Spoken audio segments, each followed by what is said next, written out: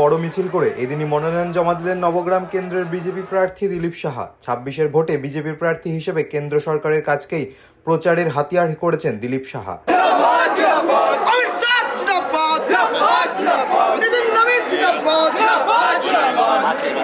এদিন বহরমপুরে মন্দিরে পুজো দেন বিজেপি প্রার্থী। এরপর এদিন নবগ্রামে একটি মন্দিরে পুজো দেন দিলীপ সাহা। পুজোর পর শুরু হয় মিছিল শেষে তৃণমূল সরকারকে নিশানা করেন বিজেপি প্রার্থী।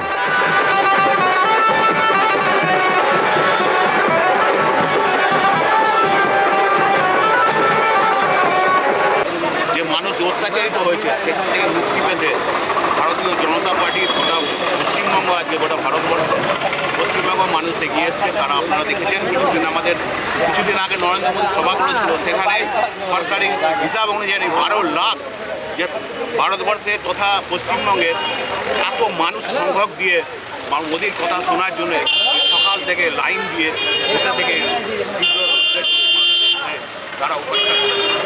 আজকে আমরা 100% আমরা নিশ্চিত যে নবগ্রামের মানুষ আমাদেরকে আশীর্বাদ দিচ্ছে। এদিনই নমিনেশন জমা দেন দিলীপ সাহা। মনমোহিনী হেলথ কেয়ার, স্বাস্থ্য সেবায় অটুট শ্রেষ্ঠত্বের শিরোপা।